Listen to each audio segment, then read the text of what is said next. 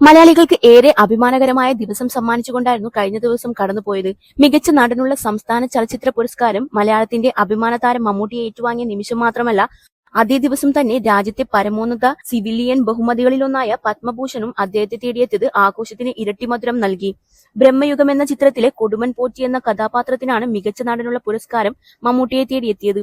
7ാം തവണ മികച്ച നടനുള്ള സംസ്ഥാന പുരസ്കാരം ഏറ്റുവാങ്ങിയ വേദിയിൽ മമ്മൂട്ടി പറഞ്ഞ വാക്കുകളാണ് ഇപ്പോൾ സോഷ്യൽ മീഡിയയിൽ ശ്രദ്ധ നേടുന്നത്. ഒരു കലാകാരനെ സംബന്ധിച്ചിടത്തോളം പുരസ്കാരങ്ങൾ വലിയ പ്രോത്സാഹനമാണ്. അതും മലയാളം പോലെ മികച്ച സിനിമകൾ ഏറ്റവും കൂടുതൽ ഉണ്ടാകുന്ന ഭാഷയിൽ അഭിനയിച്ചതിന് മികച്ച നടനുള്ള അവാർഡ് ലഭിക്കുന്നത് അതിലേറെ സന്തോഷകരമാണ്. കഴിഞ്ഞ വർഷം പുറത്തിറങ്ങിയ സിനിമകൾ കലാപരമായും സാമ്പത്തികമായും വലിയ വിജയങ്ങളായിരുന്നു.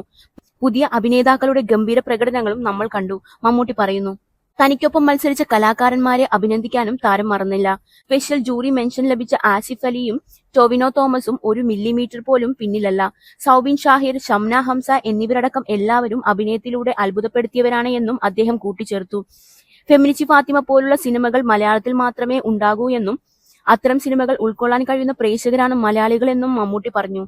അതേസമയം കേരള സർക്കാരിന്റെ പരമോന്നത ചലച്ചിത്ര ബഹുമതിയായ JC ഡാനിയൽ പുരസ്കാരം നടി ശാരദ മുഖ്യമന്ത്രിയിൽ നിന്നും ഏറ്റുവാങ്ങി. മമ്മൂട്ടി, ടൊവിനോ തോമസ്, ആസിഫ് അലി, ഷംന ഹംസ, ലിജോമോൾ ജോസ്, ജ്യോതിർമയി, സൗബിൻ ഷാഹിർ, സിദ്ധാർത്ഥ് ഭരതൻ, ചിദംബരം, ഫാസിൽ മുഹമ്മദ്, സുഷിൻ ശ്യാം, സമീറ സനീഷ്, സയനോര ഫിലിപ്പ്, വേടൻ എന്നിവരടക്കം 51 ചലച്ചിത്ര പ്രതിഭകൾക്ക് മുഖ്യമന്ത്രി പുരസ്കാരങ്ങൾ സമ്മാനിച്ചു.